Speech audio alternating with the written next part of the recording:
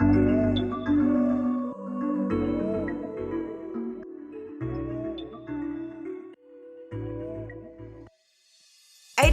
Babes, the podcast, a podcast hosted by the ADHD Babes community for the community. Join us every 2 weeks to share in our babes' personal experiences, gain useful tools, and be educated by special guests in topics such as ADHD management, relationships, general well-being, tech and fun, culture, and more. Please note, nothing mentioned during the podcast is meant as a diagnosis.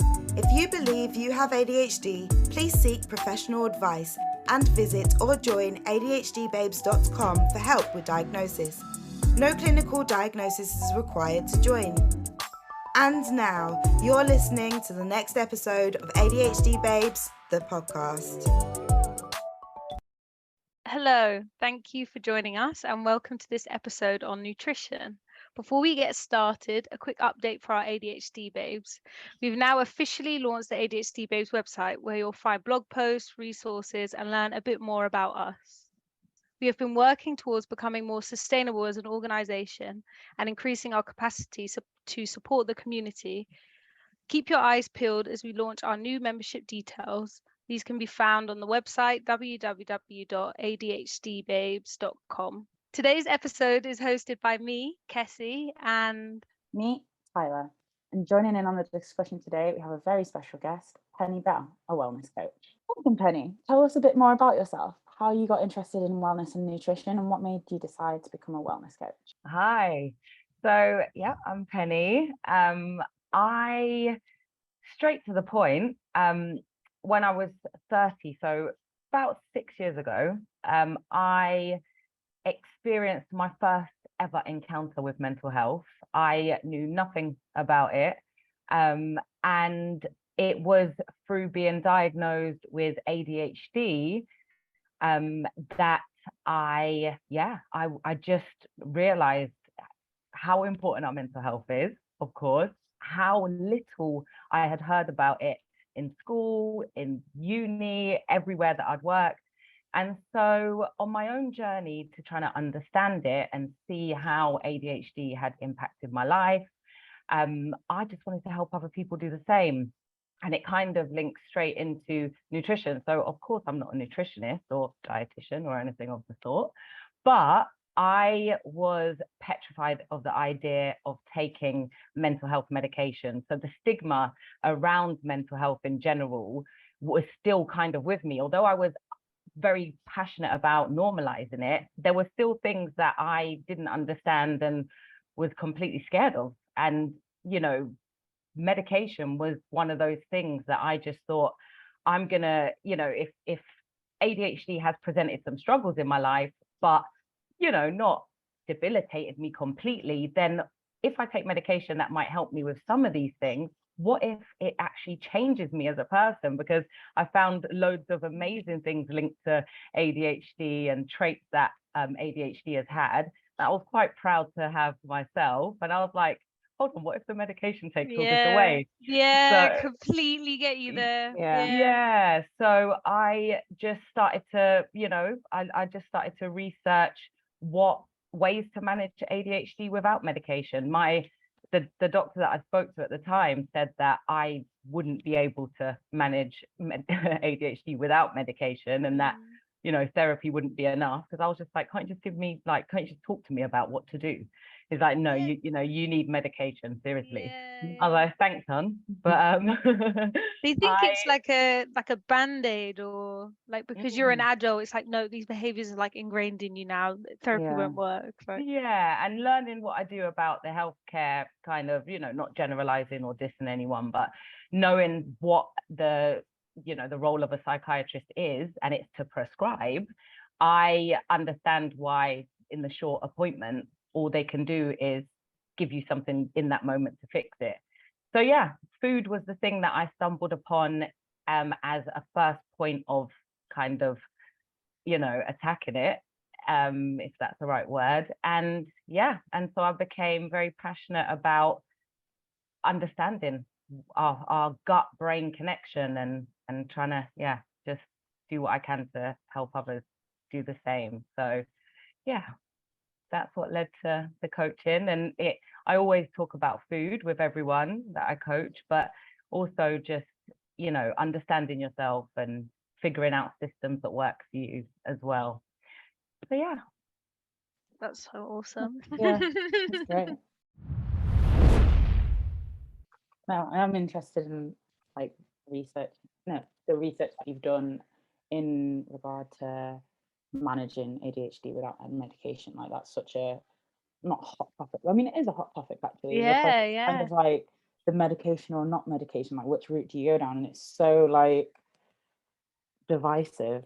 And it's kind of like, oh, well, you've got ADHD, so does that mean you've got Adderall, or do you have this? Yeah. Or give me some, because it's just like, actually, I'm just going through it, managing on my own. And they're like, oh, right, I see how that is. Yeah, it's quite like, I'm quite like interested to hear as well about because like in a sense for me sometimes ADHD shows up, it showed up as something that I couldn't control, something that was out of my control, but diet has always been something that I could control, and something that I mean it's like long results, but ultimately like you can see them. So I'm quite interested to hear a bit more about what you said about like the relationship with your gut and that kind of thing. Yeah, you're you know, for the thing that I think you know, the way that I would say ADHD had impacted me obviously was, you know, the way that I felt, the way that I couldn't control how I felt, and that was with my emotions, with my the mood. volatility of it. And I didn't know that that's what I was experiencing. I had quite a traumatic childhood and young womanhood, so I was aware that, you know, going through hard things creates behaviors that reflect you've been through hard things. I always had hope that, you know, healing is possible. I always clung to, you know, I'll pray my way through this, and I'll use everything I've kind of experienced to help others. But I didn't actually know that actually that feeling that you go through is anxiety.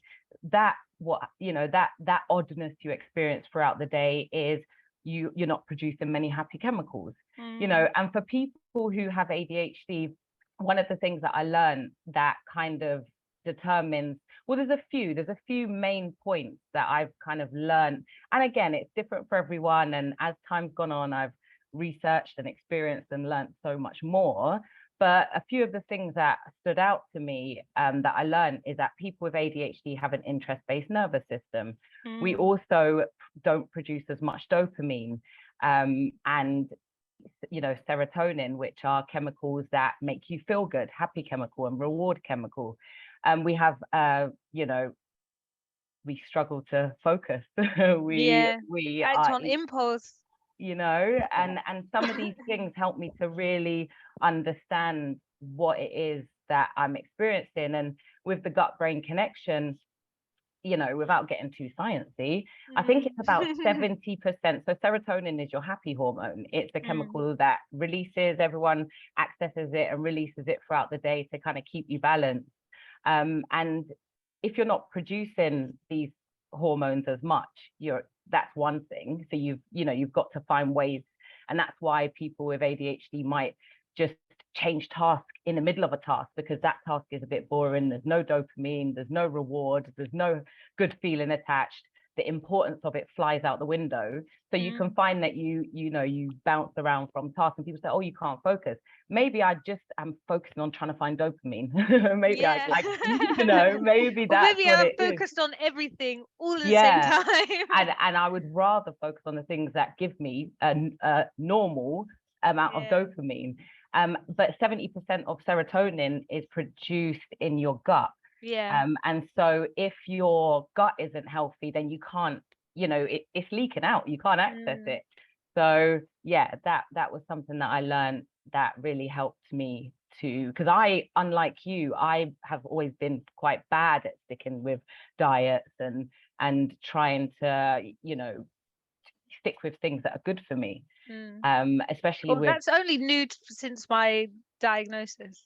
Yeah. Before I was Oh, very okay. bad. Oh, yeah. So If I was once, bored, I would eat. That's oh, what, because yeah. I didn't know that I was feeling boredom, right? So it was like, oh, how do I Mhm. deal with this boredom? I'm gonna eat And something. food, Yeah. and food, Dopamine. and your dopamine could have been dropping, and the food gives it Exactly. to you. Exactly. Even Yeah. thinking about food can give it to you. So Mm, yeah. Literally. So knowing that, and mm, this isn't just for ADHD, this is for everybody that has any kind, not even a mental health struggle or issue or condition, but just if you're trying to prioritize your mental health, you have to think about what you're putting yeah. into your body, because your Mhm. gut and your brain are directly connected. So Yeah. yeah. Yeah. That's awesome. Yeah. Thank you. So I suppose we've kind of answered the first question. Why is it important to eat well, especially with someone with ADHD? I think like there's like another element of that. Maybe I'm going like too into it, because obviously like there's the gut element, and a lot of these they're hormones, right? Yeah, Yeah. being produced in the gut. But also like being a woman or a person that menstruates, like your ADHD affects your cycle, doesn't it? Like, so like when you're in certain areas of your cycle, when you have ADHD, like your moods are spike a lot more, and they're a lot more volatile, which is something that I didn't know. And so there are things like certain seeds that you can take to like up your estrogen levels, or like progesterone levels, and that kind of thing. And again, like just having that knowledge and knowing that about your nutrition, again, like has helped me manage my moods like through my cycle and that kind of thing. It's called seed cycling, and it's just like another thing that's helps me manage my ADHD. Yeah, so just like knowing these little tricks and stuff, I think is Yeah. important. Definitely. Let's go on to the next question. I'm actually interested to know. What is your favorite go-to nutritious meal, and why? So so I guess these kind of like, I love variety. So if I was to say like these kind of like, I guess when I got inspired to make these, on the menu at the brunch place that I went to, it was called like a power bowl. And or you could call it, when I say salad, it makes it sound a lot lighter than it is, and like you just bung it all into a bowl. But I go in, like, I love to cook anyway. It's definitely therapeutic for me. So what I've got into the habit of doing, and as you know, once you find something you like, you cling to it for the longest of time. I've just been making these power bowls that have pure goodness, pure leafy, lots of leaves, lots of greens, but also things that I cook things that go into them. So I might have lentils. It can sound boring, but I'll send a picture and you will understand. You'll understand. But I just like variety. So I might have like 7 different things in this big bowl. And yeah, it keeps me stimulated. Again, we always trying to, ADHD brains understimulated. So having a big plate of one thing can actually come across boring for me, and afterwards I start to look for something else. But yeah, I just, for instance, the last one I had collard greens in it. I had loads of arugula. It's called arugula here, but in England it's called rocket. Loads of spinach, lentils. Arugula, did you say? Yeah, that's what rocket's called here. I know. What? I actually knew so that. strange. Yeah, Did you I know know. that? Yeah, but the first time I saw it, I had to look it up, and then I was like, "Oh right, okay." I But thought I that think was I like found something a in your. recipe, and it had it in, and I was like, "What?" And then I looked it Yeah, up, and I was like, same. "Oh, look at that. That's fine." Ah, Yeah. I thought And you it's were saying like lovely. uvula or something, like It's that thing in your also throat. the great thing is with arugula, just another little throw in, is or rocket, is it's classed as a bitter, and bitters calm down sugar cravings. So if you are someone that has a sweet tooth and crave sugar, sugar is one of the worst things for people with ADHD, especially refined sugar. And I love like Skittles, and I can have quite a very strong sweet tooth. So eating things like arugula, which the extra benefit is it actually helps to curb a sweet tooth, take down sugar cravings, because I don't always have great self-control when it Wow. comes to these things. No. So Is that Yeah, why there's so many great tips already. yeah, is that why herbalists, that's a herbalist thing, right? Like herbalists say, like when you start meeting with them, one of the first things they'll give you is like bitters, like things that make you Oh, like yeah. woo right at the beginning. Is that why?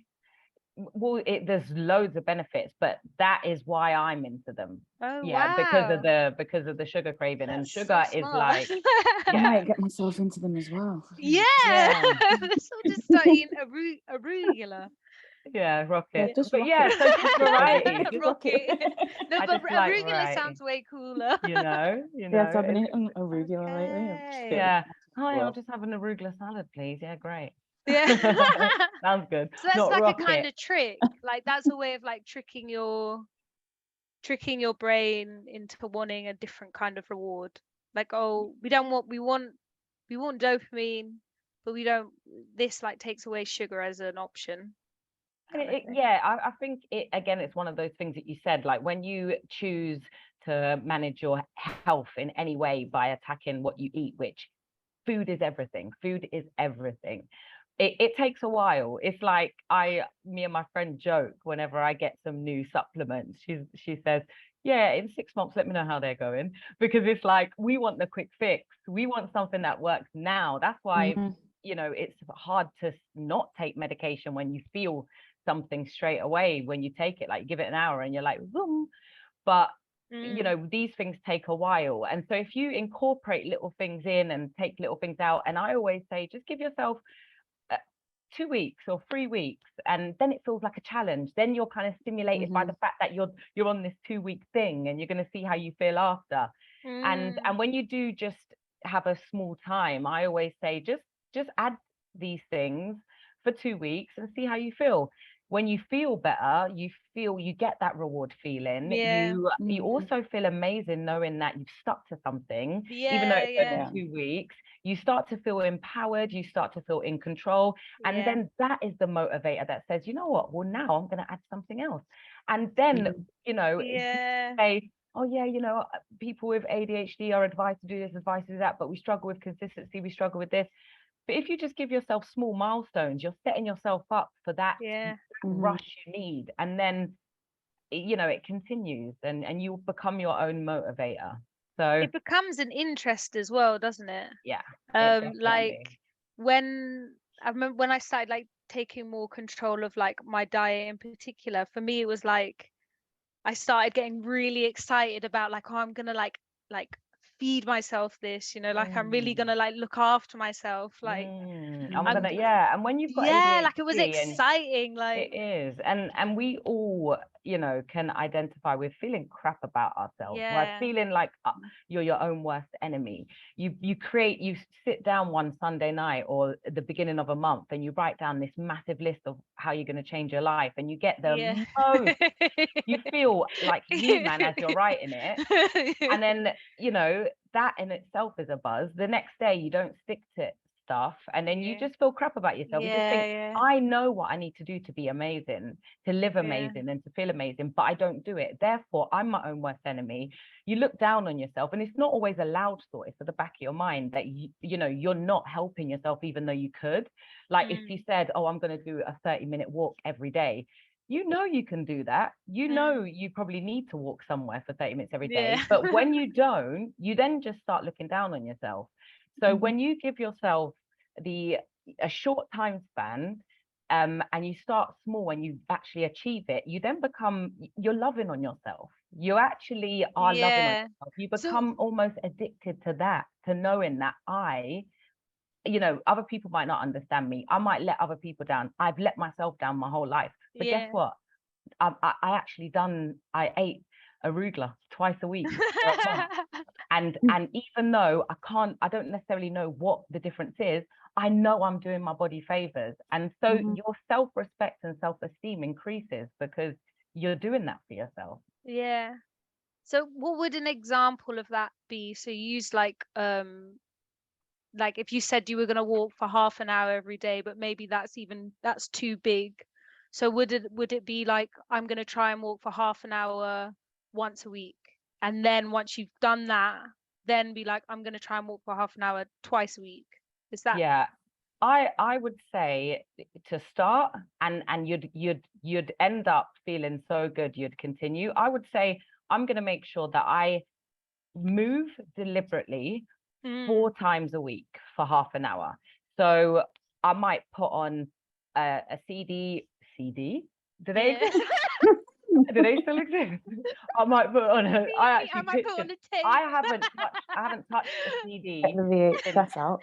I don't know when.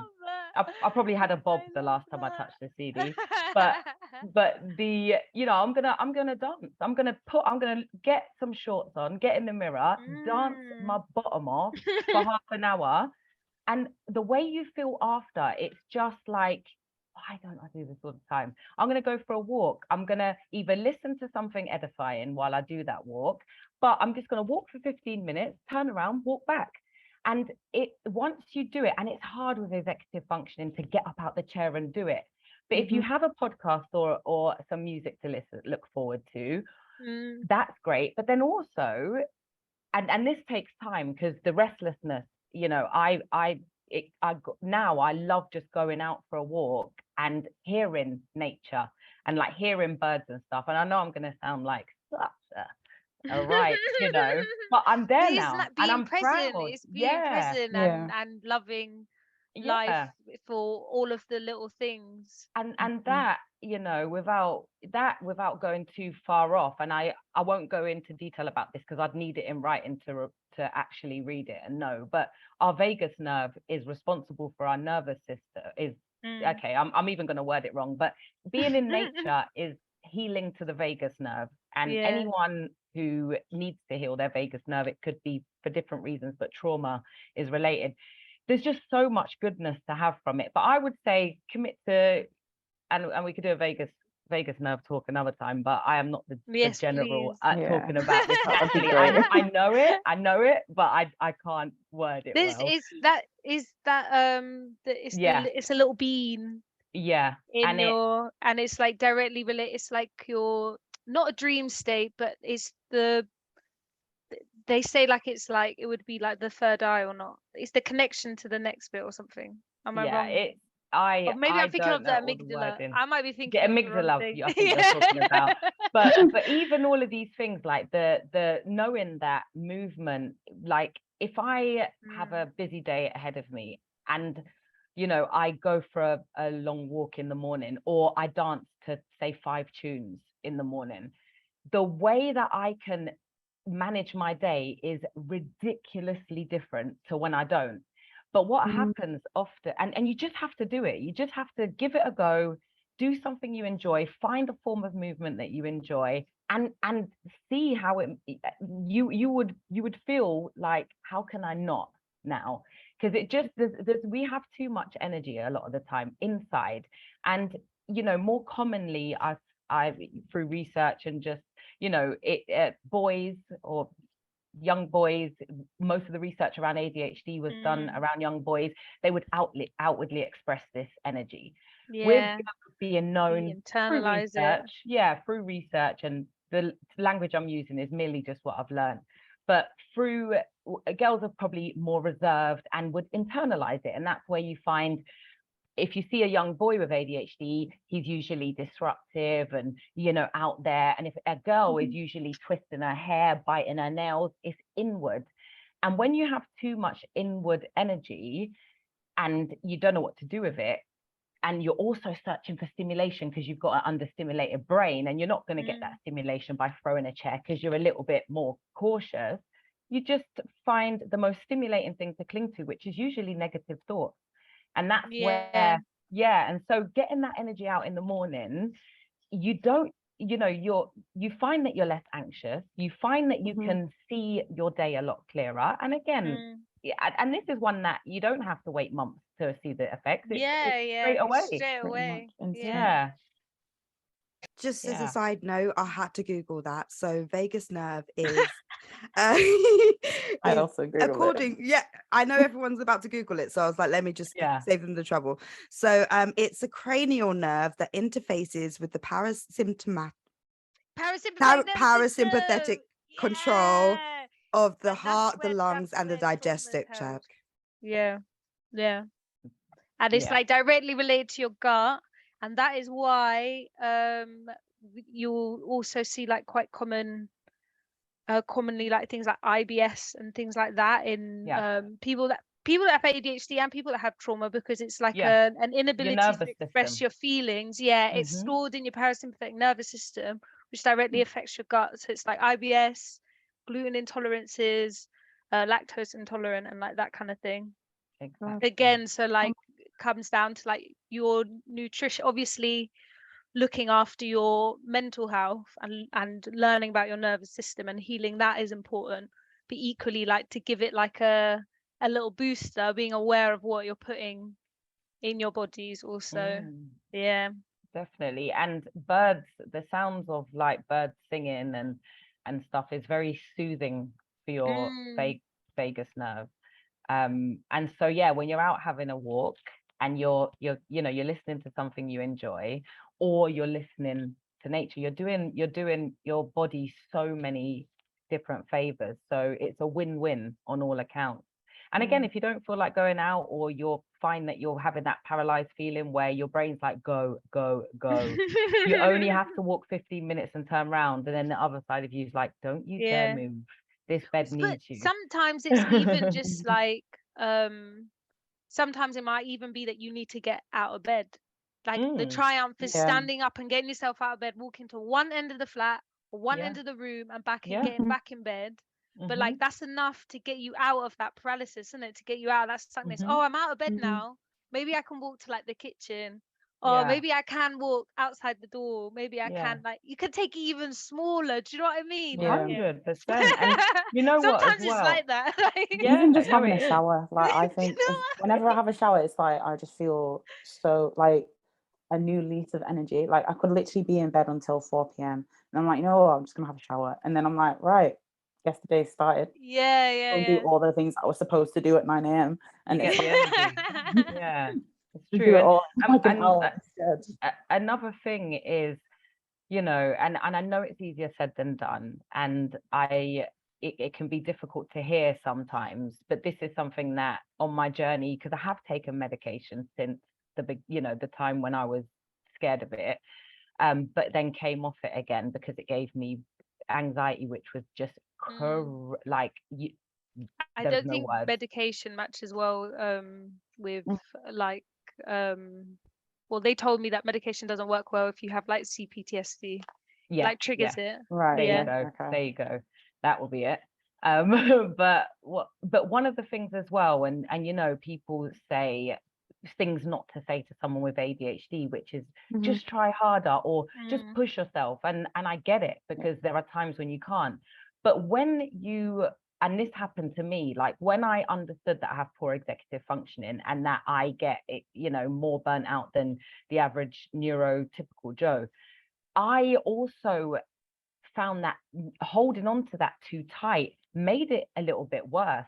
Like owning that too strongly. I fully believe you're writing a story. Yeah. No, you're not writing your story. You're living in a story that someone has assigned you, rather than being like, actually, maybe that's the story of ADHD, but like, I'm gonna write my own story of how ADHD is with me. Everything that you experience with ADHD, all of these things, if you find a way that works for you, not a way that is trending, a way that works for you, they can be reversed. And I say that boldly because I've done it. I've not always been consistent. I've slipped back, but I think the joy I have knowing that I've done it, I've experienced it, and if it gets too on top, I know I can do it. And one of those things is, okay, I've got poor executive functioning, but I'm going to do this. I am going to give myself, I'll look at the time. Okay, like if it was 5:22, by 6 in the next 28 minutes, I am going to do this. And I just give myself and throw myself. I'm going to feel uncomfortable. I'm going to end up having a tantrum sometimes to myself, but even that, it's just challenging yourself. It's not clinging to what you know you're. That's why labels can be dangerous, because they almost hold us captive when you think about it. And if you are a little bit more, you do kind of say to yourself, I don't need to do things perfectly. I don't need to go on a long run. I just need to fling my body around some music. I'm going to feel better after. I've got a day of tasks that need to be done. So what difficulty do I want to choose? The anxiety of not finishing my tasks or showing up for my meetings, which I could cancel like that when I'm feeling like that, or the discomfort of having to force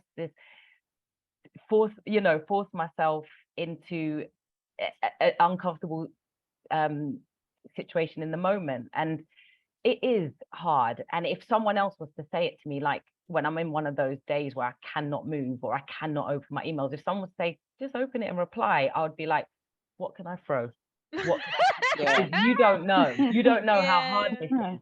But also there's a limiting belief that I am believing and owning. And when I've through experience broke through that, like when I haven't replied to my emails for a few days and I do know that I have to, and thinking about it makes me even more anxious and avoidant.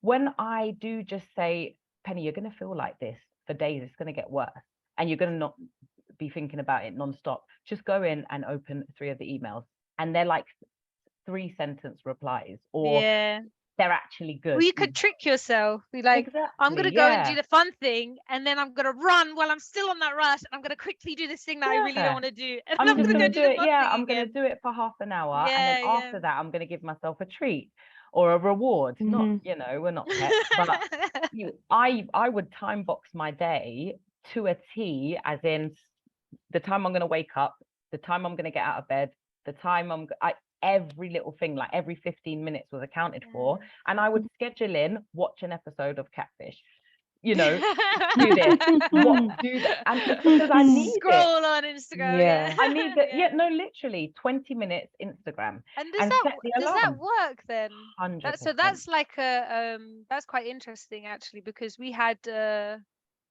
we had a coach on, and their like, I guess their take on it was that doesn't work.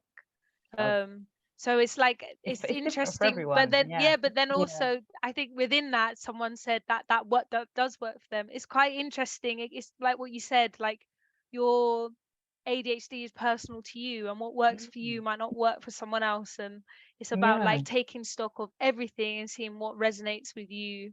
And remember, if someone has said, if it's known that, and this is just what ADHD is called, an incurable brain disorder is what I was told it was in the beginning.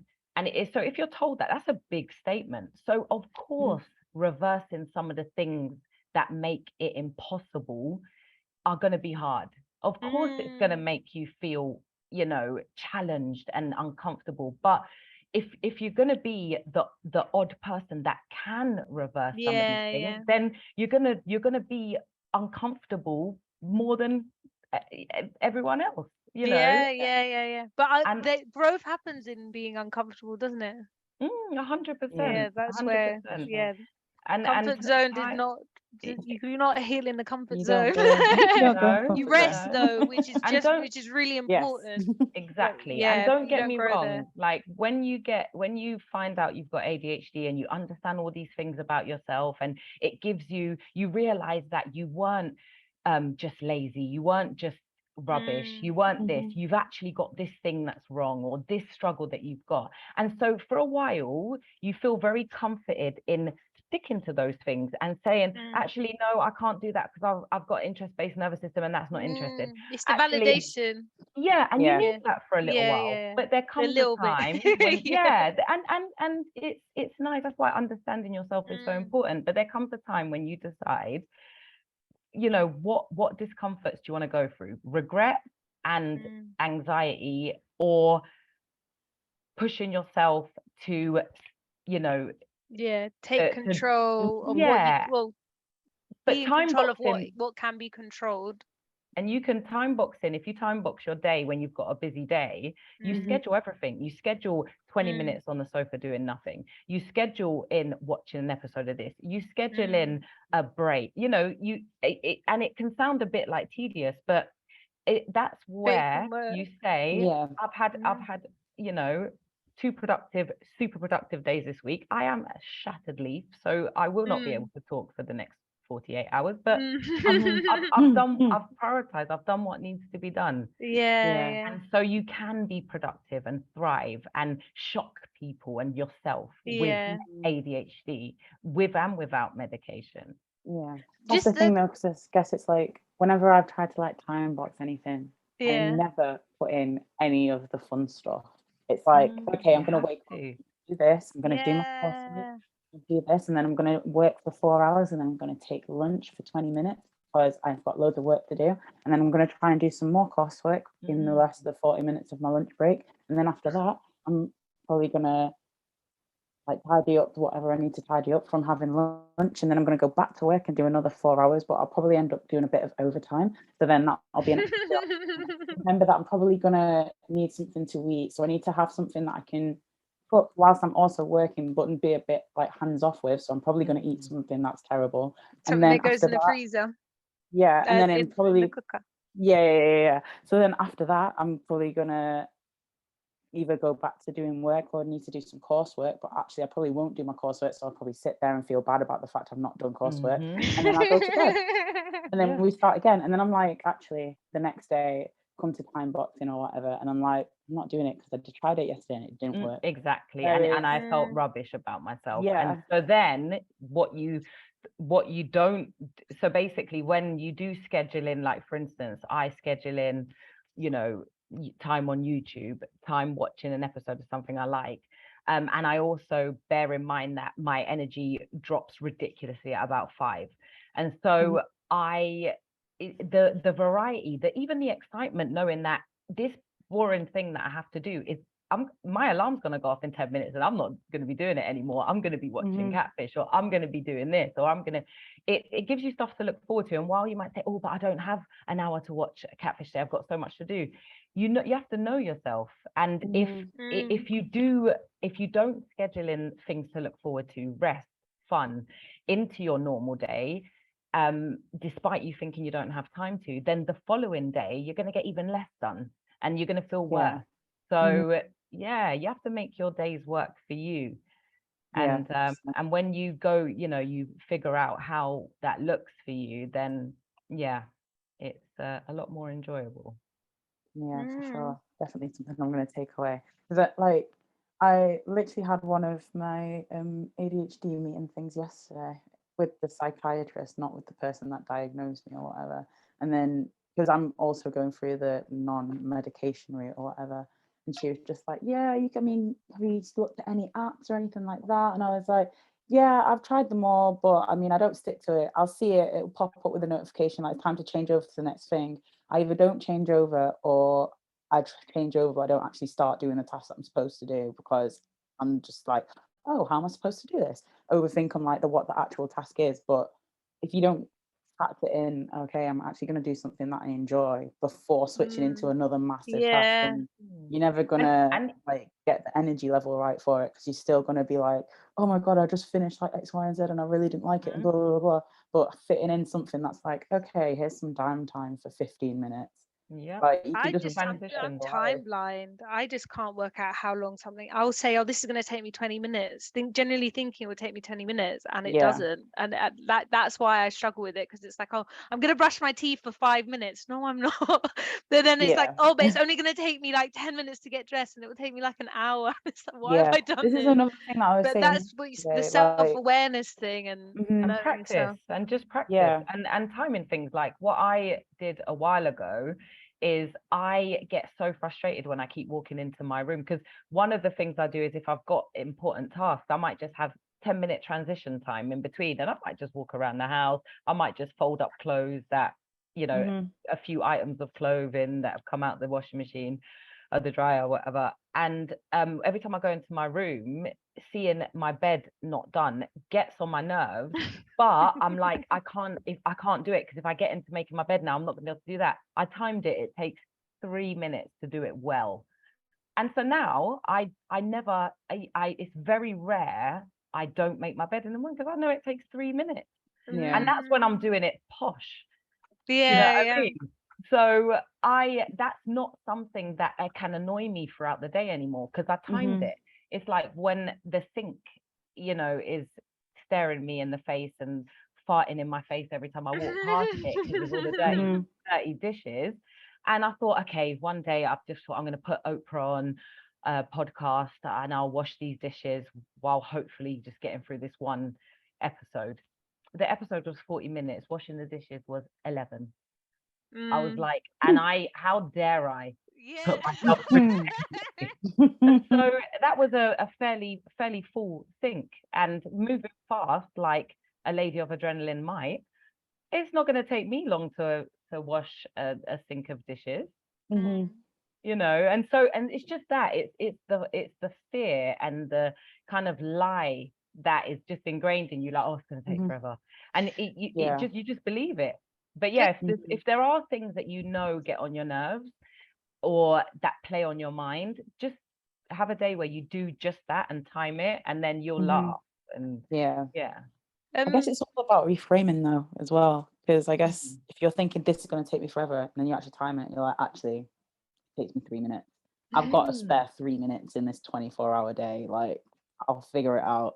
But and when you're like frantic and you've got loads to do, and your to-do list is longer than your leg, and you're like, oh, I can't, I have to not do my bed today. But it's every time you walk in there, it gets on you. You see it, and it's you just feel foggy, but you don't even know.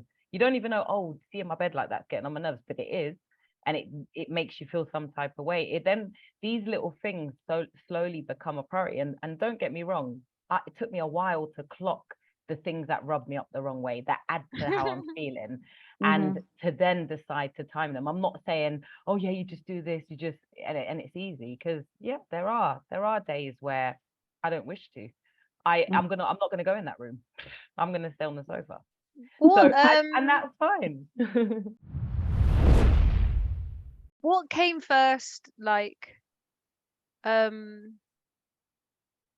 did you decide, okay, you're gonna, like, this is like a mindset that you have about like taking power and ownership over ADHD, like a very powerful mindset. I'm wondering, like, was nutrition like a part of that, or was that something that like spurred it on? Like, what came first, kind of thing?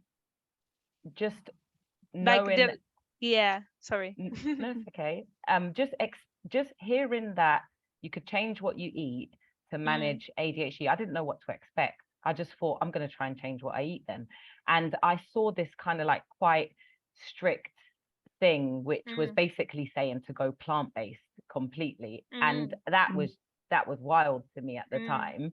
And I just thought, I'll try it for a couple of weeks and just see how I feel. And you know, I looked up loads of fun, yummy things, like, you know, doing sweet potato and chickpea curries. I love a curry. I could eat curry every day. And seeing that I could, you know, do that, get rid of sugar and have, you know, fruit instead. And it was only going to be for a short time. And knowing how bad I was feeling at the time, that the way I felt was so good, was so clear. I've never eaten the same. I have times, and I went for a time where and this is how I got diagnosed with CPTSD, is I was managing ADHD great through, you know, like through what I ate and how I managed my day and all of these things I've mentioned. And then something traumatic happened, and it brought up a lot of old trauma. And I guess I just couldn't be bothered. I couldn't be bothered to eat well. I couldn't be bothered to cook. I couldn't be bothered to, I probably went through a depressive, you know, I didn't want to shower. I didn't want to get up. And it was heavy. Where I was motivated about managing ADHD, because I'm finally understanding myself, I didn't know that I was you know, struggling with PTSD. Traumatized. Yeah. Yeah, and when this extra thing came in and threw me off, that's when I definitely saw when I couldn't do it anymore, when I didn't have the energy, that's when I saw just how much I had been helping myself, but I'd forgotten because I'd got into a habit of it, and I was reminded of how bad I can feel. Yeah. And so that's what kind of motivates me now. And there are things now that I do, like I never ate vegetables up until I was like 21, and only then I was introduced to them just lightly, and now I love them because I find ways to season them so that I like them, and find ways to, you know, but I also know that just what I'm doing for myself, it's not even a clear thought, it's just, you know, part of me Yeah. now. So How do you mind me asking how you got yourself out of that space? medication. Okay. Yeah, that's when I'd been speaking to other people who had ADHD, who had tried medication and who had only good things to say. Like, they had told me about negative side effects. And I weren't ever tempted to go on it because I was doing all right. The things that I struggled with were mild, and I was just patient with myself. If I was having a down day, I did less. I weren't trying to be productive Penny every day because, you know, I couldn't. But when I went through that time, I remembered what she had said, and I went on ADHD medication, and it definitely helped for that time. I got the kick up the bum that I had before naturally, which I couldn't allocate. I couldn't allocate that. I was low. Just got you running again to It then it run got off me up. and carry on. Yeah, and I was on it for a little while, maybe just under a year, maybe even more. But the anxiety and the hair loss, like one of the things that my friend had said is that it made her hair really thin, and I'd forgotten that she said that, but my hair was falling out, and the anxiety, literally a wind could blow behind me and I would hit the deck. Wow. How was your app, like when I had really bad anxiety as well, that was the ultimate reason, but I lost so much weight. I forget to eat anyway. It's one of the things that I have when I get into a hyper focus. But when I was on medication, I wouldn't eat for days, and I couldn't, there was nothing in my body telling me to. Did you get that? Have any of you experienced like that side effect with it? Yeah, I definitely experienced that. And what was dangerous for me is that I had eating disorders when I was younger, and which is also common for people who have been through trauma, or, you know, ADHD, who have an ADHD diagnosis. But it was quite dangerous for me because I liked it. And although I weren't in an eating disorder space at the time, I found those thoughts coming back. And so that was another reason. People compliment you, like, it's weird. Yeah, or you just realize that you're not, you know, I don't need to stop to eat. It's not a distraction of mine. You know, and I started to hear all of these thoughts where I weren't acting or behaving how I used to when I had an active eating disorder, but the thoughts were coming. And again, that would kind of go hand in hand with the anxiety that I was experiencing because of it. And literally the day I stopped, the anxiety, I could not believe the level of anxiety that came with the medication until I stopped and it went, and I was like, oh, this is what peace feels like. Like, what on earth? It's and I even experimented, like on my days where I was feeling a little bit like I need a bit of a push, I'd say, okay, I'll just take medication this day, and the anxiety, it was just comes back. Yeah, but it's like interesting that you've been able to be like, okay, I'm in a good place with like managing ADHD, I'm gonna do it without the meds, it's all gonna be like all right. Then something happens and you're like, okay, actually I can accept that I need to take it. And that in itself is like such a, like, I don't want to say brave, because it's just what you need to do, like survival mode and stuff like that, but there's so many people out there that have massive stigmas with having medication, that they'd be like, no, I'm not doing it, even though they can push themselves deeper into a hole. They're like, no, I'm not doing it because I'm so, like, not stubborn, but I'm so the anti one. headstrong. Yeah. There isn't a lot of support with medication though, and I think that comes with the stigma. Like there isn't a lot of information, there isn't a lot of support. Like I remember going to my psychiatrist and saying about like not being able to eat, and you know, having like I would get really bad paranoia, and the option was, well, then we'll just take you off it. And it was like, I really need this right now, because it was at the beginning of my ADHD when I was learning how to manage. So like instead it's like, oh well, now I just can't go to you and I can't ask you for information about how to manage myself and these new symptoms, because then you're going to take it away. Like leading to is like to be then on it and then recognize that things aren't going the way that you want it to go, or the way that you feel it should be going, to then be like, okay, I actually think I need to step back from this.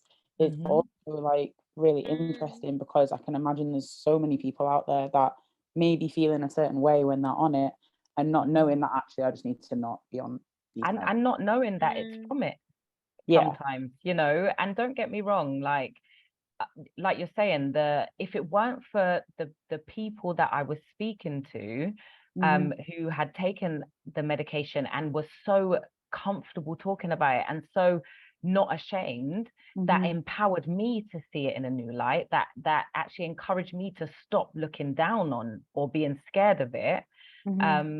It was their words that came to me when I was in a bad place, and I thought, I'm just going to do it temporarily, like, you know, I just need to get back to where I was. And it did. It definitely helped me get back to where I was.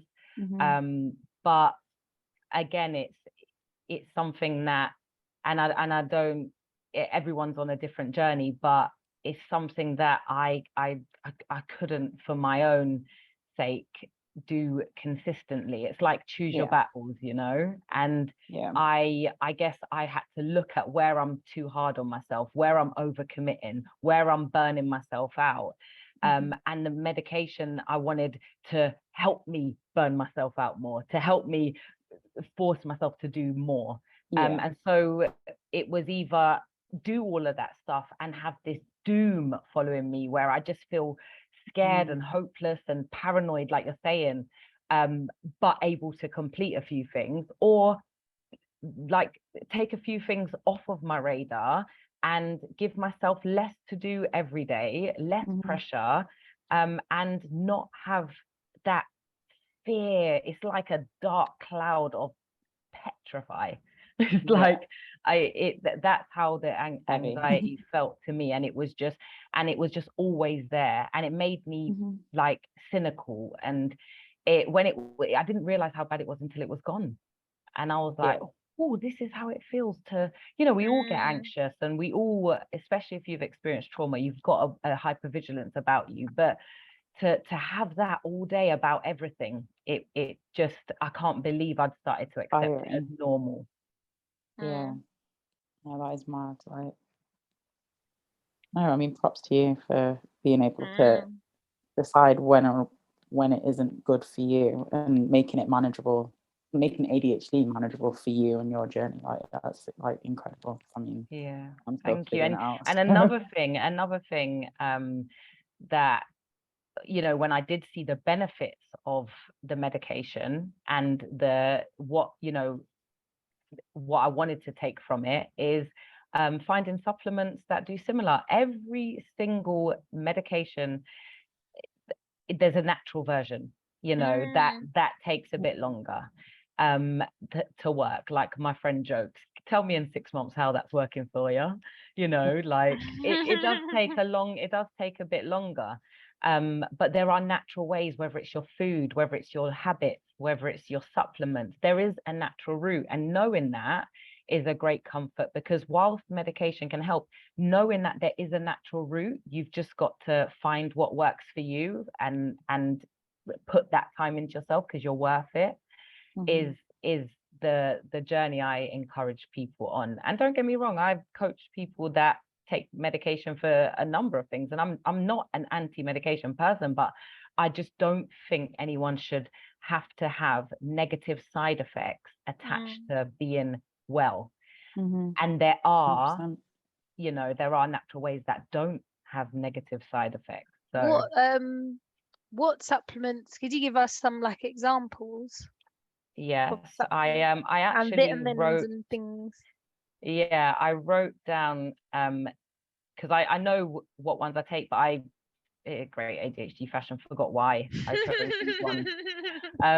So I'll let you know the ones that I take. So first of all, the most recent one that I've started taking is called Tyrosine, or L-tyrosine, and I actually spoke to a naturopathic doctor who her daughter has ADHD, and when she described this supplement to me, she said, my daughter doesn't take ADHD medication, she takes tyrosine because it gives her the same kind of oomph, but she gets to keep her personality.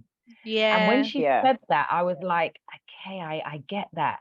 I understand that. Because you become nothing, like when you something you lose it. I can't explain it. You've lived your whole life and you've like developed a lot of coping mechanisms within your ADHD, and they become, some of them become your personality. When you take medication and you don't need those coping things, you change, don't you? Like your essence do. And it's subtle. It can be subtle, but when she described it like that, I thought it was a great way. And so tyrosine, it actually increases the neurotransmitters, so dopamine and adrenaline, and also helps with memory and performance in stressful situations.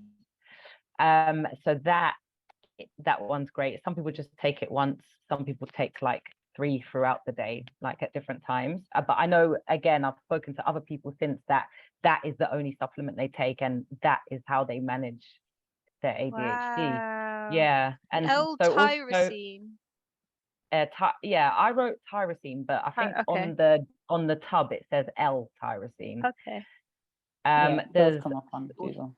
Also magnesium, and magnesium helps calm agitation and hyperactivity, so that you can focus. So sometimes it might not be that a task is boring, but you're just feeling agitated and restless.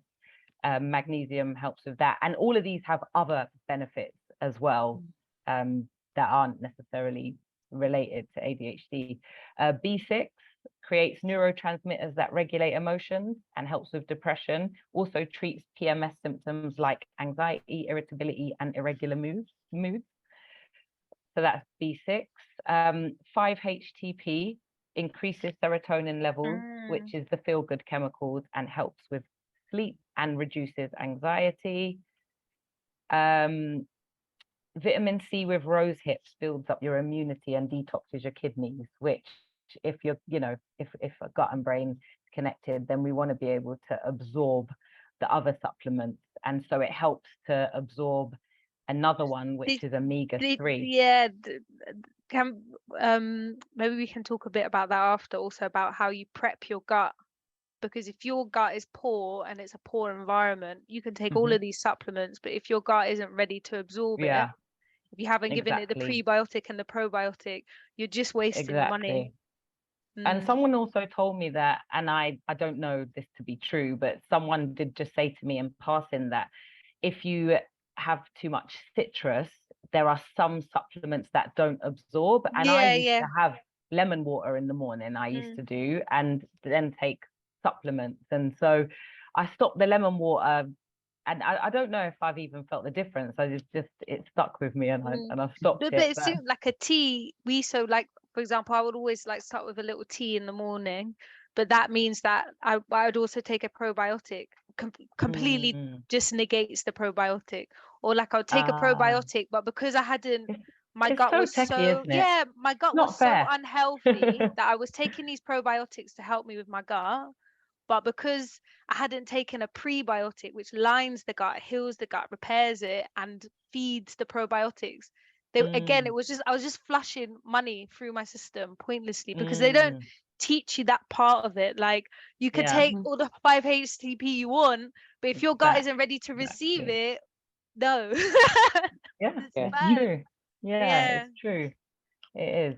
And and again, it's just finding what works for you. But with the main things is the refined sugar. That is just kryptonite, you know. And there's certain like E numbers and chemicals that are in certain food colorings that are just not good for anyone, but particularly for people that you know, don't produce as many well needed brain chemicals, aka neurotransmitters. I feel like a proper scientist when I say that.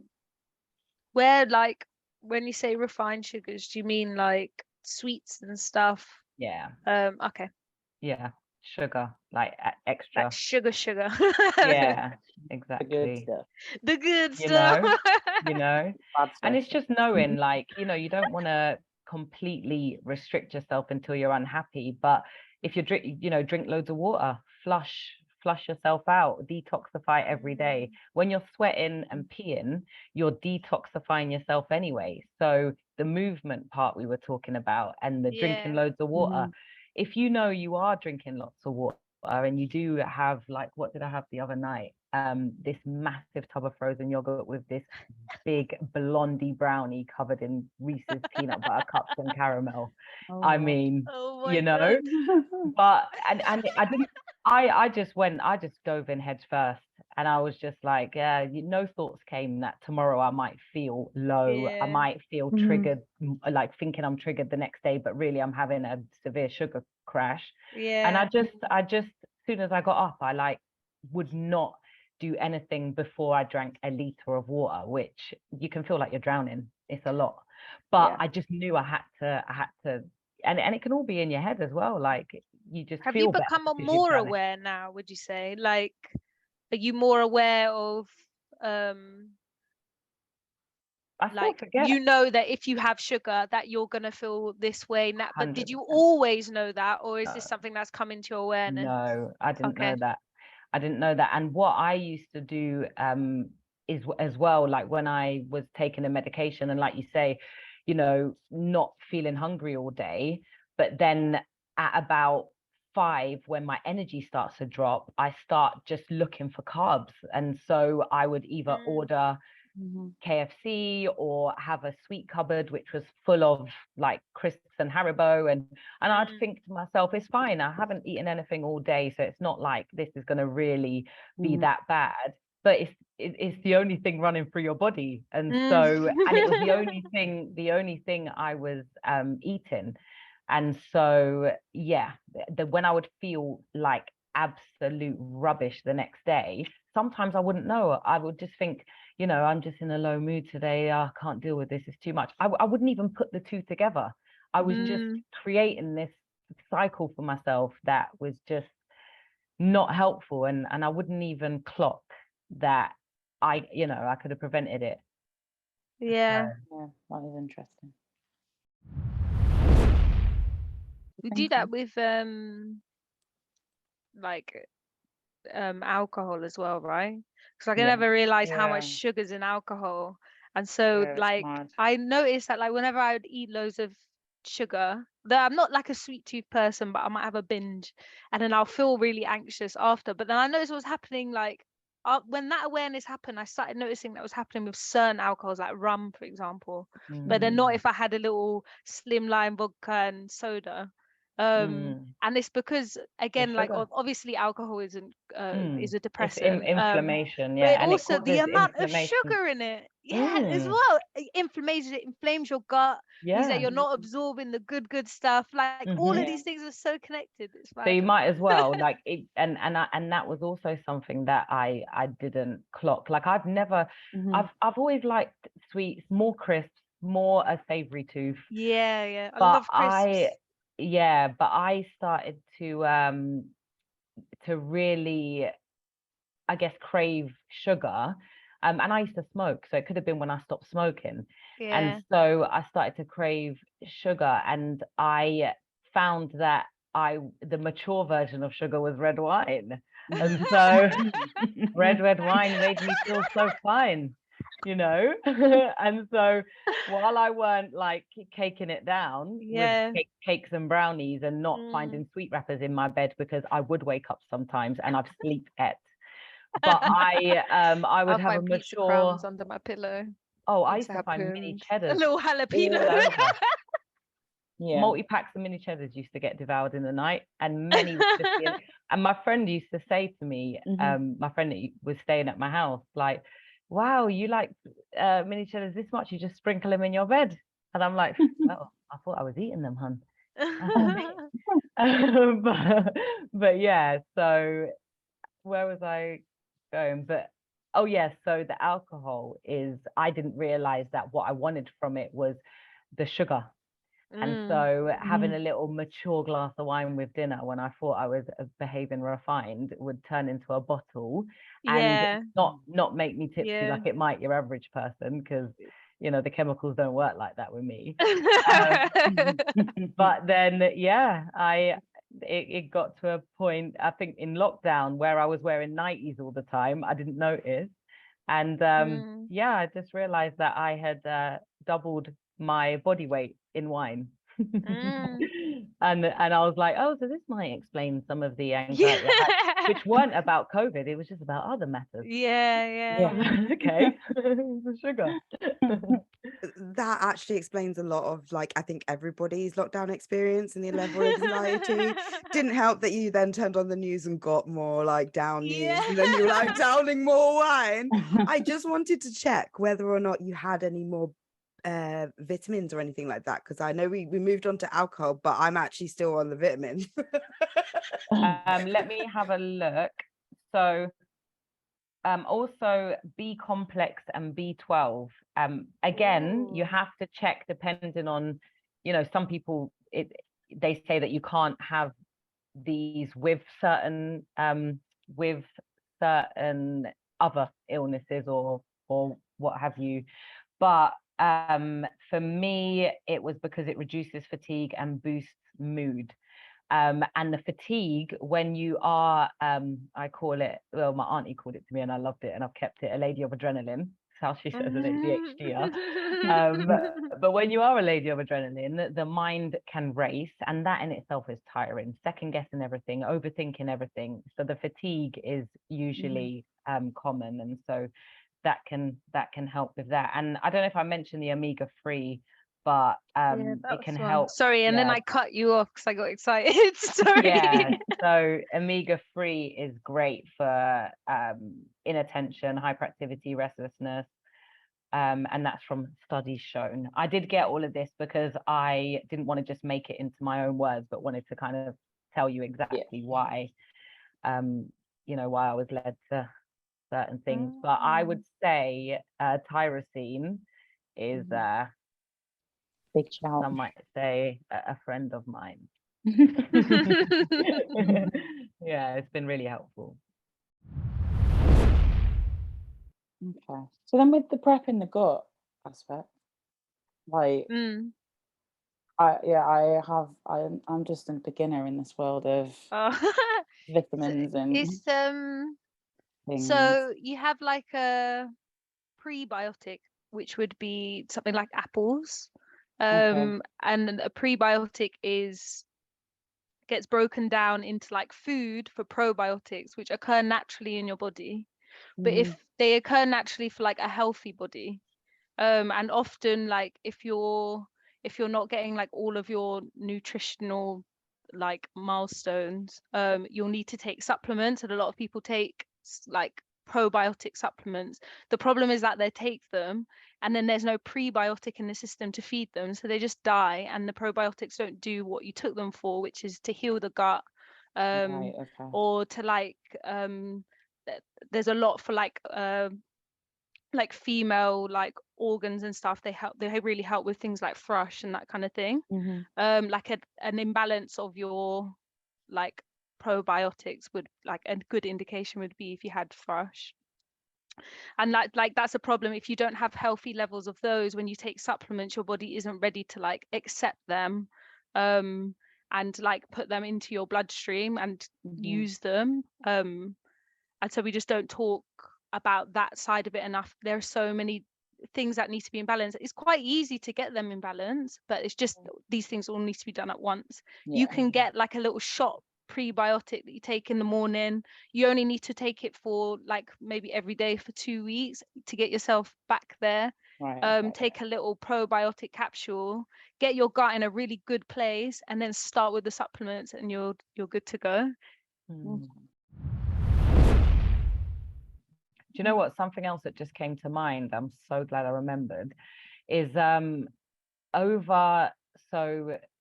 through all the research that I did and you know, just digging deeper into food, I actually found out that there are some foods that we can be sensitive to, so not allergic to, so you wouldn't know, that not only cause major discomfort in our bodies that we get used to, like bloating or acid reflux or, you know, skin irritations and stuff like that, but if and these are the two that I researched thoroughly, but if you have an intolerance or a sensitivity to yeast, so not gluten, yeast or coffee, onions, so the two that I found was yeast and coffee. The way that shows up in the body, in the mind, sorry, is almost identical to the symptoms that lead someone to be diagnosed with attention deficit side of ADHD.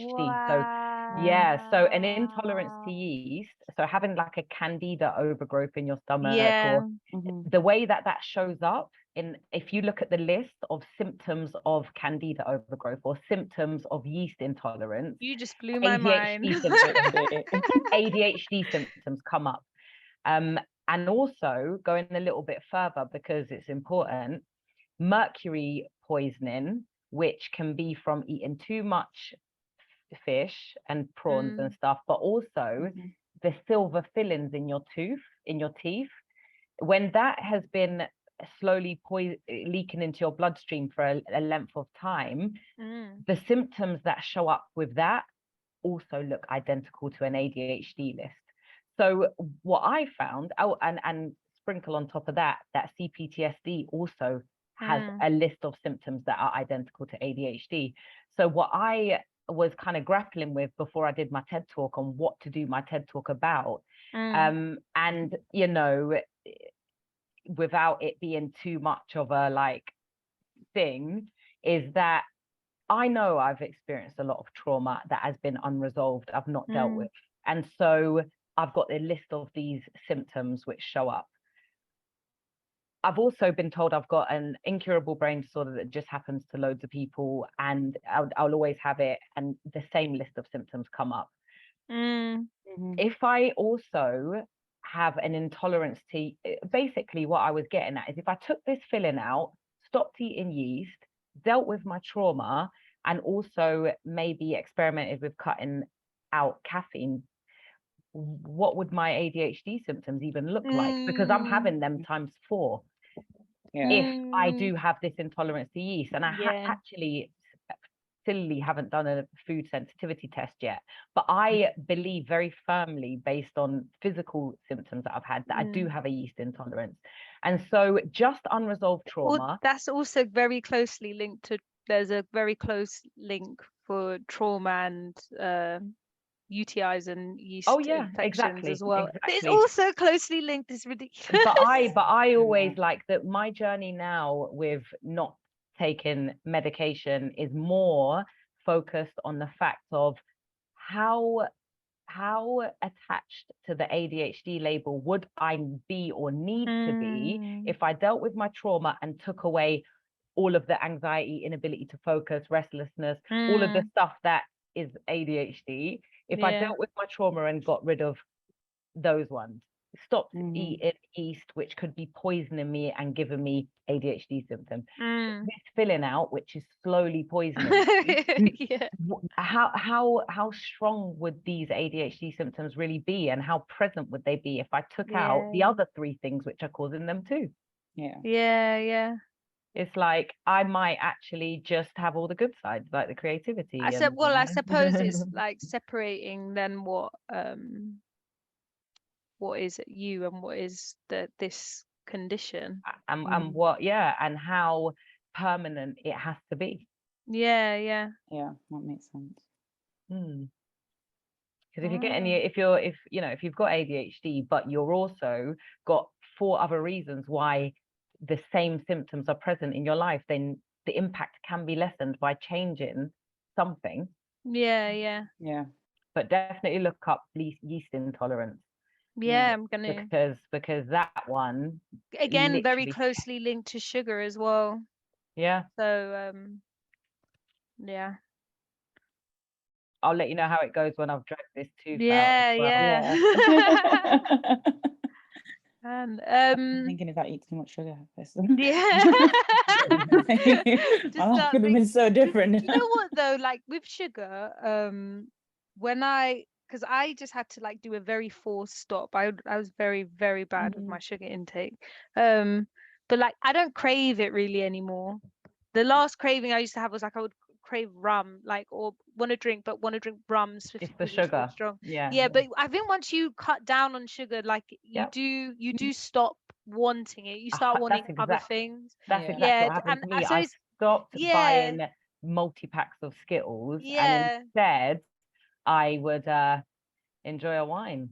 But the thing is, then even after that, it's like I say it nice in a mature voice because I felt ever so mature making the swap.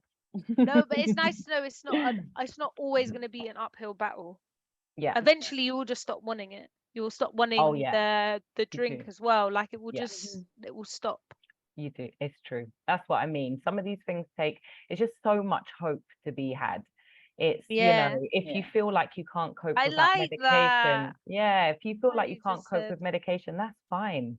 But don't feel like don't hold on to the fact that you're always going to feel like that, because there is so much and just giving yourself that time, like, okay, if I exercised more, if I cut down on sugar, I might be struggling less, but I don't want to do none of that.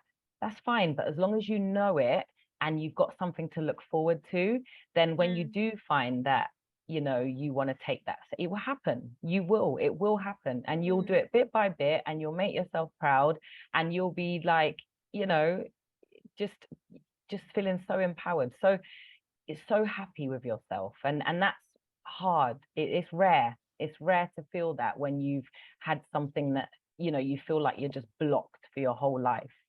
And so just doing these little things for yourself bit by bit, and knowing that you just have to just love on yourself till you're able. So what is like so obviously we've spoken about like supplements and that kind of thing. If someone is like listen to this podcast and like they wake up tomorrow and they're like, okay, like I'm gonna start this, like what are like easy kind of like meals you could recommend to someone like who doesn't want to like spend hours having to do meal prepping, but they really do want to like take control and be a bit healthier? Like, do you have any like, I don't know, easy quick things for people that are like starting out? Get close with your oven or your air fryer. Listen, you get yourself say 5 seasonings, even if this is like basic. If you don't enjoy cooking but you do enjoy good food and you don't want to feel tempted to do the things that you shouldn't, which is fine once in a while anyway, get yourself 5 basic seasonings, maybe even throw in a couple fancy ones. Get yourself some looked after protein, so make sure it's good quality proteins, dash it in the oven. Cut up a sweet potato, cut up a pepper. Maybe even on a day where you've got half an hour, cut up loads of sweet potato and pepper and put that in a container. Just when you're only going to do it once a week, just chop away. You don't have to do it. Keep the skin on.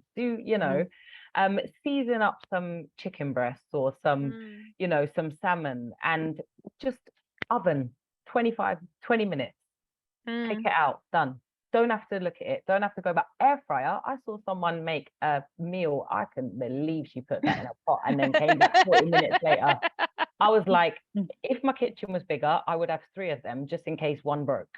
So I need to educate everyone as a techie person. What's an air fryer? So an air fryer is basically, it's a little bit like a microwave, but it's like instead of frying in oil, you're frying it in vectored air. And so basically you don't have to use any oil. Now, like, as Black people, we should be reducing the amount of oil that we use, because you don't know that everything we cook has bare oil in it. I literally yesterday I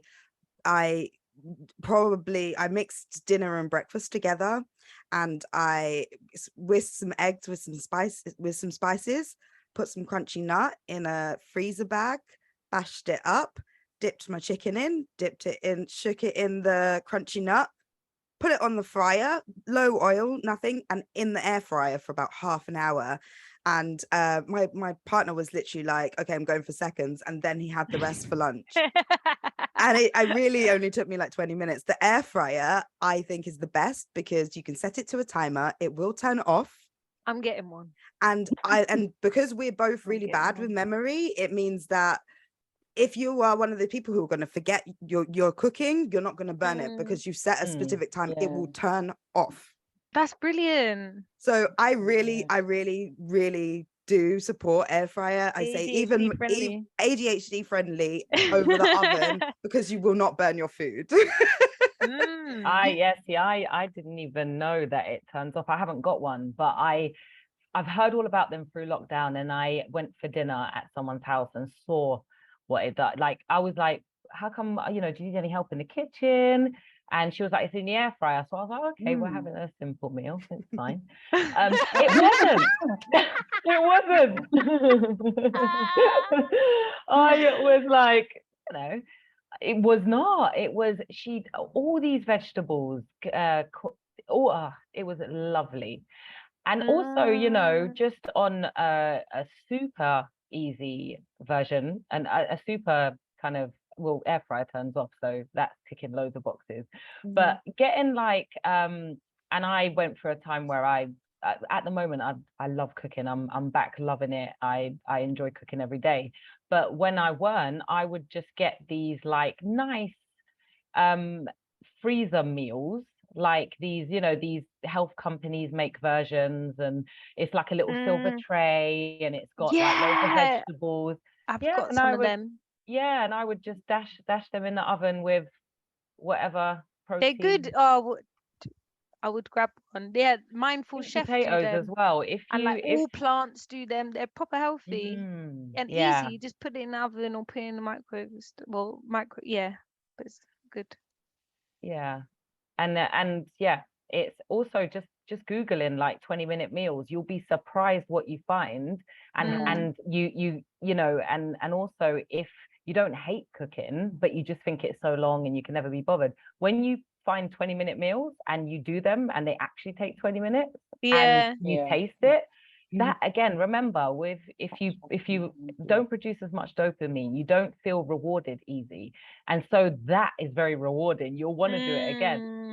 And then you never know, your new hyperfocus might mean that you turn into a chef. Recipe boxes are good as well, like Gusto. You can pick it, like, it's kind of fun. It's almost like you're getting a takeaway, you're picking all your recipes, but you can also pick like how they have a lot of healthy recipes on there, loads of different ones, but they tell you exactly how long they're meant to take. The instructions are really clear, and it can be a bit of fun, like a game. I think, that's quite a good way to like get on top, at least to start off, like to get you into the mood of it, exactly what's coming every evening.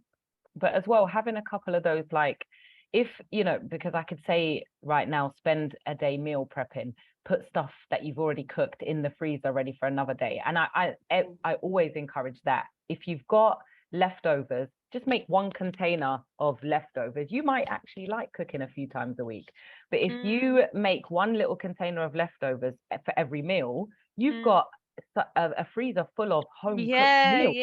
So the following week you might not want to cook, but you've got that from last week, that from that day. So even just, you know, be taking some leftovers and putting it straight aside. But also, again, ready meals, they're healthy ones for the days where you do feel like just ordering Uber Eats, and mine was like several KFC meals a night. And sometimes, you know, if I do it at 5, I'll be doing it at 8 again. And if that's the kind of where the energy is, then that can happen. If you've got stuff that you can just literally put in the oven, or I don't want to promote microwaves, but they are what they are. They do what they do. Just doing that, it's better than, you know, having all of these oils and stuff. And yeah, I'm finding healthy alternatives. So as well, if you do like cooking, like my family's Jamaican, and the way that I learned to cook rice and peas included lots of butter and, believe it or not, half a cup of brown sugar. And so now, you know, and so now I use only olive oil. It tastes different. I use low, you know, light coconut milk instead of coconut cream. Still tastes delicious. It's got a different taste to it. You can, you know, you might think, okay, so a vegan made this, you know, and I'm not, but you know, when you can taste something different, like but I've done it deliberately. I've made these swaps that make things, I can still get. I only use olive oil, where before, even if I was making, you know, broccoli, butter, I was doing it in butter. No, and but black it does, you can't deny it does taste good though. Oh, the taste is undeniable. Taste good. It does. But so I can still, you know, so I can still have these things. And it's funny because I sometimes, when I'm cooking for people for the first time, and I think, I know they're enjoying it, but I wonder how they'd feel if I had really tried to make this, like with the butter and stuff. I'm like, they don't know what they're missing, but I will not introduce them. But yeah, so just making those swaps, small things. Taking away the option, really, and if you don't buy butter, then you can't use it in your cooking. It's as simple as that. And dairy is also you know, inflammatory, and so swapping dairy for, you know, nuts and stuff, and being olives conscious of your dairy. Little bits of dairy are good. They can have like live, for example, a little bit of live yogurt days. Everything in moderation. Probiotics. Everything in moderation. But but it has got inflammatory properties, so it's why you just have to know, and everyone's body is different. Some people think that they're lactose intolerant, but they're not. They're just inflamed. Tyler knows. I'm like a gastroenterologist. Like, I really get stomach cramps all the time, multiple times a day. Like, but I at the start, I just be like, I'll have brownie and ice cream for dessert. It's fine. And then the next day, stomach cramps. Like, fine, I can't do anything. I'm just like in the fetal position in my bed. Like, I can't do anything. But then 2 days later, I'll be like, hey, you know what I need? Brownie and ice cream. And everyone's like, you literally can't, like, are you sure you should have, you think your lactose intolerant? I'm like, you know what? It's been eating cheese all my life. I'm fine. It's literally like, right, I actually can't. Or sometimes it's like, I know, like, I used to have a thing with cheese. I don't anymore because I healed my gut. But before, when I would eat like a slice of pizza, I would be like, I know I'm gonna get a stomachache, but I don't care. And I'll eat 3 more slices. I'll be like, I already know I'm gonna feel ill, so I'm just gonna eat all of it. Me as well. That's what I'm like with wine. I'm like, I've I already know done tomorrow. Literally. What's 5 more? It's pick your battles. It's like, really, I'm not fighting today. do I wanna go through the devastation of saying no, or will I have a day where I am non-communicative tomorrow. Tomorrow's fine. I'll deal with it. Yeah, later. yeah. Weigh it up. Yeah, just weigh What it are the up. things Pick that I your need to do battles. tomorrow? Yeah, that's so But true. yeah, it's a bit mad. But I think I just need to heal my gut, and then maybe I'll heal. Yeah, this heal your gut. It literally like it's the freedom is so beautiful, but it's hard. It's yeah. Yeah, I need And then to. you just do like elimination. You get rid of Little loads of bits. things, and Yeah, then you yeah. introduce things, and then you'll start to actually learn for yourself what you can't have. And it's fun. Yeah, Yeah, be fun. can't wait. More stomach cramps pending. It's been really interesting having you on the show. It's been really interesting, like listening to. I mean, we've covered so much. It's like quite overwhelming. Definitely going to need to do a second episode.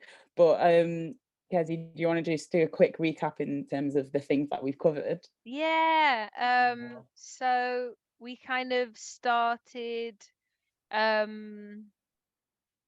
just kind of talking about like how self-awareness can help in terms of understanding medication and how that's affected you, how that's affecting you. And also then in understanding how different foods affect you in different ways, and working out like a nice plan for you. We spoke about taking like small milestones, not trying to like completely change your whole lifestyle straight away, and taking really small, like accomplishable steps, so that you don't get discouraged. And then we also spoke about supplements, in particular tyrosine, which seems to be like the golden supplement, which I'll definitely be trying. And we explored some other ones like magnesium, B6, 5-HTP, and a few more, which we'll list on the episode notes as well, just so that everyone could keep tabs of that. We kind of explored and like definitely want to explore this more, just about like the crossovers, things like having a sensitivity to yeast, for example. I think we spoke about did you speak about magnesium metal? I haven't written that. Mercury, and how like having those sensitivities in our bodies can actually like mirror a lot of ADHD symptoms. Same with CPTSD. I think that'd be a really, really interesting episode, future episode. And finally, we spoke about some really cool tech, which is an air fryer, which I'm definitely buying because that just sounds like an absolute dream. And a really healthy way to cook meals without oil, which is again just like another tick box of a way to like start building up a healthy lifestyle while with minimum effort kind of thing. So yeah, was there anything you wanted to add, Tyler, Penny? Did I miss anything? Just like time boxing. Was it time boxing? Time blocking? Time boxing, yeah. Yeah, and just making sure you add in positive things into that. So like breaks, watching TV, watching YouTube, things that'll keep you interested for the rest of the day. It's about longevity, staying positive. Yeah, I mean, I've had really great time today. It's been fun. I mean, most of the episodes are. I mean, all of the episodes I've been on have been. So, yes, I just want to thank you for sitting with us, talking to us, educating on such an important topic. I've learned a shed load. I'm sure Kesi and all the listeners will have as well. If our listeners would like to connect with you, how can they get in touch? Do you have a website or like? I recently my website weren't really reflecting what I was doing, so I'm updating it. But I will probably just Instagram for now. Keep it simple. Penny Belle. When you go on there, there's different, like I've got a little art page. Do lots of like therapeutic art bits. I haven't really posted on there in ages, but also the work that I'm doing separately with a healthcare company called Kygo. You'll see them linked in my bio as well, and we do a lot of like pathways and retreats and stuff to help with all of this kind of stuff, plus more. But yeah, Penny Belle on Instagram, and everything will be announced and updated on there, even though I am on a social media break. I might not be by the time this comes out though. I'll pop on every now and again. But yeah, I will update everything on Instagram, so catch me over there. Thank you so much for today, and for being so vulnerable with us and honest, and sharing so much of your experience, just like from the heart. So no, I've also just found that really like quite beautiful, you know, to know that, to have someone share their story. And I think for a lot of us, when you're in the middle of it, it's very inspiring to hear someone that's also been in the middle of it and been at the bottom and been at the top again, and how they've worked their way through it. And so thank you as well for that. Thank you for inviting me, and for doing this. It's lovely, and like I said before, if it weren't for people having normal conversations about certain things, I wouldn't have, you know, been able to take a step into different things like medication. So I love what you're doing. Keep it up, and I'm coming back, so we'll find the topic. Yes. Thank you. So to our listeners, please don't forget that you can reach out to us with a message for our Dear Babes Advice episodes. You can send us a voice note or a written message by clicking on the links on the show notes. Thanks again for listening. If you like today's episodes, please feel free to follow so you don't miss future episodes. We'd be so pleased if you could leave us a rating and a review, and let everyone know your thoughts. See you next week. Bye. Bye. Thanks for listening to this episode of ADHD Babes, the podcast. If you're a Black woman or non-binary person and needs help and support in managing your ADHD or advice on diagnosis, please visit adhdbabes.com. No clinical diagnosis is required to join. Join us in 2 weeks for a new episode. Until then, all the love from the ADHD Babes team.